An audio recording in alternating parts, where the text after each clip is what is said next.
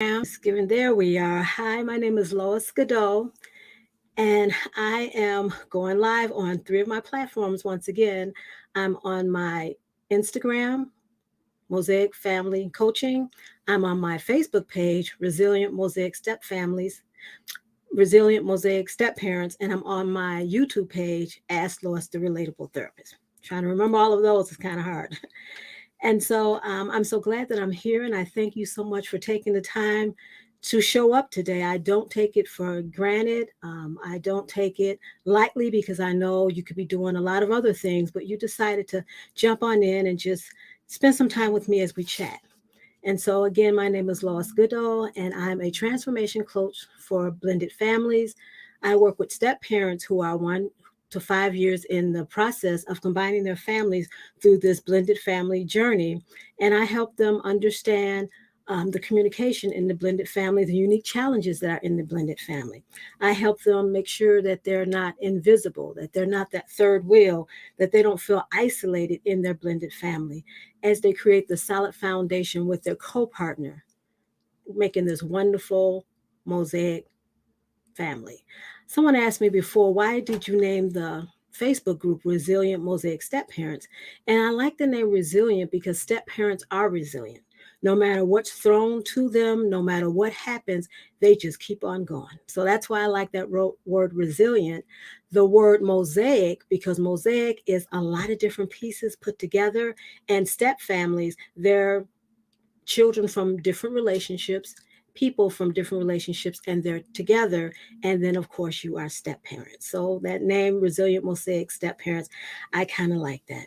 And so the topic for my live today is we're going to be talking about how parent alienation affects the blended family relationship. And to start off, parent alienation, that is such a controversial subject. I mean, I see it a lot and I hear people saying it. It's like, oh, they're doing parent alienation. And I said, well, let's kind of talk about that because I'm a firm believer in language and having the right language and saying the right words and putting the right things together. And so I believe that language is important. So I wanted to kind of talk about what is parent alienation? What are some signs of parent alienation? And how does that affect the blended family relationship?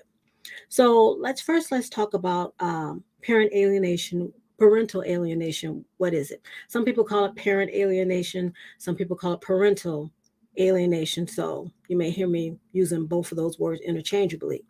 But it's the intentional behavior of one parent to damage a child's relationship with the other parent. So it's something that's done intentionally, and the parent that they are damaging, we'll call that the target parent. So they're targeting one parent and they're damaging the relationship of that child, and it's going to cause some emotional problems with that child. And so a lot of times we know that the parental alienation is seen in like custody issues. That's when, a lot of times that'll happen, but it also happens in relationship. And many times it's because of how the one parent is feeling about maybe what has happened. Maybe there has been a separation. Maybe there has been a divorce. The relationship broke up. They didn't want the relationship to end, whatever the reason. But now it's the intentional behavior that's done by that parent to damage the relationship with the other parent, with that child. And so let's look at some types of parent alienation behaviors. One that I'm pretty sure that most people know, it's when one parent badmouths the other parent to the child, talking bad about that parent. Oh, he's no good. Oh, she's no good.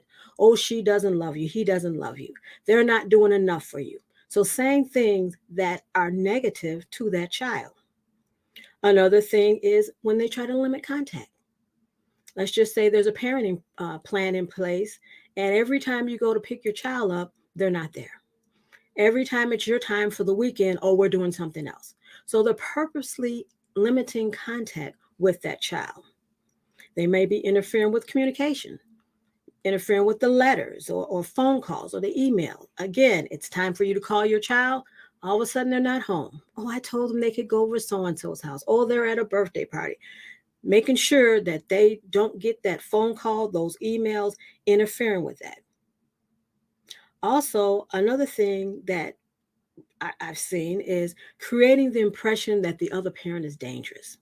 Oh, you really don't want to go over there with them. Something may happen. So trying to let them know that this person is kind of suspect and, we need to watch them because they're kind of dangerous. Another thing is, and this is one that a lot of people don't, I think about, is parent alienation, because what it is causing that child, is damaging the relationship that that child has with that parent. Asking the child to spy on the other parent. Watch them, see what they're doing, and come back and report that to me. So now you're also confiding in your child that there's something suspect, something is not right. So we got to kind of spy and watch out. Or even watching that step parent. What are they doing? See what's going on with them. So once again, it's causing a damage in that relationship. This is another one. Referring to the bio parent by their first name. Oh, that's Carol. Or that's Bob. Instead of mom and dad, now you're distancing them from that parent in a loving way. They're calling them by the first name. That's another way. Now remember, some parents, they do have their kids call them the first name. And that's okay if that's what you agree to. But we're saying that when it's parental alienation and when they're doing intentional behavior, they're intentionally doing something to damage that relationship. Another thing, they're withholding medical information or withholding academic and other important information from the other parent, from the targeted parent. No, they won't put your name down as someone to call. If something's happening with your child, no, we'll just put down the uncle. We won't put down the mom or the dad's name. Another thing is, we're going to change their birth certificate. We're going to change the name so we can remove the association from the targeted parent. So, and there's so many more ways, but these are just some of those that people do in order to alienate the child from the other parent. And so when they do these strategies, what they're doing is they're trying to distance that child from the targeted parent. They're trying to distance them. And now this is where I said it starts to become controversial, because some people say that there's no such thing as parental alienation syndrome. And of course, it's not in any diagnostic manual, but a lot of experts in the field say that parental alienation syndrome can develop in your child. So what is that?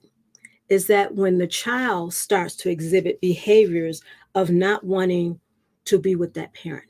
They may despise that parent. They may even be angry with that other parent. They may even reject that other parent. They may say that they don't want to be around that other parent. And it's all because of those purposeful strategies that the other parent has shown and they have done. And so because of that, now that child feels a certain way about their parent. You may even hear them saying some of the words that the other parent says about the targeted parent. Yeah, he is no good. Yeah, she really doesn't love me. And all of this is coming from what they've heard the other parent say. So that's when we're seeing that parental alienation syndrome is when that child is starting to exhibit that. And then they're starting to exhibit some behaviors. Now, one thing I want to add as a disclaimer is that you can't say this is parent alienation syndrome when they're keeping you from the child when there's a reason. If you have abused or neglected or have caused any type of harm to your child, and now your child is justified for having that animosity, you can't say, oh, this is parent alienation syndrome. If there is a reason, like child abuse, there's something that's going on that the child really needs to be away from you, that's not parent alienation syndrome. So I just wanted to throw that disclaimer out there so you'd be able to understand that. Now, one of the things that I was seeing as I was researching this is that if it's severe parent alienation, the child can start developing a lot of different um, behaviors. They can start having low self-esteem. They can be depressed. They can have self-hatred for themselves. They can start having anxiety. Because remember, why doesn't my mom or dad want to be around me? Because remember, The other parent, they had intentional behavior to make you think that other parent doesn't like you. So the child may start thinking there's something wrong with me. So now they're going to start having problems, even to the point of not trusting others, maybe even having substance abuse. So while the one parent is thinking, I'm going to get back at my ex, you're really hurting and harming your own child. Okay, so now let's look at, so how does this affect the blended family? What does this have to do with the blended family? Parent alienation, it is something that happens in the blended family, but it's very rarely talked about. In my coaching program, I talk to my clients about one of the things that children, we look at the losses that children have. And sometimes the losses show up as grief. But there's also parent alienation that we need to look at why a child might be having some type of behavior. And so with parent alienation, remember I said that one of the things that could happen with the child is they don't trust others. That's one of the things. They could not trust the step parent. They could not want to form those loving bonds with the step parent. Because for one, their parent has told them to kind of watch them. So if I'm watching them thinking there's something wrong with them, I'm not going to want to bond with them. And so if I'm not bonding with them, then it's causing a problem in the blended family relationship. And it may come across as the child is being very cold and very distant and not wanting to really be involved with the family. And that may be due to the parent alienation of what the other parent has said to the child. If the parent has said, I want you to tell me what's going on, the child may start reporting every single thing that happens in the family. Now, remember, children see things through the eyes of a child at that age. So if they're reporting something, it could be something that they're reporting as wrong. And so now, as a step parent, you're upset that all they do is tattle all the time. That may be something that their parent has told them to do, to tell them what's going on in the family. They may make false claims of abuse. Yeah, he snatched me. Yeah, she punched me. Again, parent alienation. The parent might be saying, I think they're abusing you. And all of a sudden the child is saying, yeah, they're abusing me. So I'm saying all of this, even also making false statements, even telling the courts that I don't want to live with my mom or dad. I want to stay with the parent that I feel is that's very loving. Again, that could be parent alienation where the parent is saying they don't love you anyway. So I'm saying all of this for you to kind of look at when your child is having those behaviors and they're acting out as such, that maybe it's parent alienation going on, to kind of explore that with the child, to kind of to talk to them and figure out what's going on. Because you may be calling it a behavior and it may be something much deeper than that. It may be parent alienation going on. So I just wanted to stop by today and just kind of hit that just a little bit.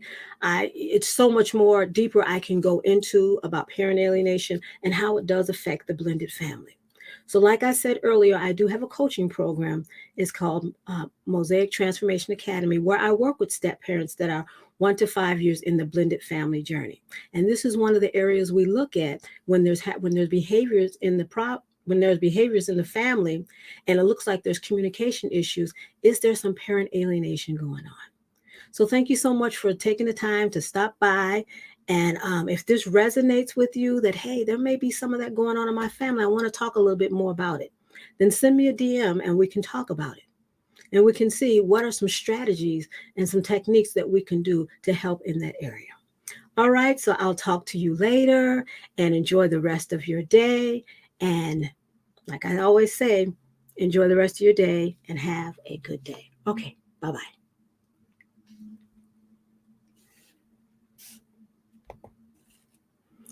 Mm-mm.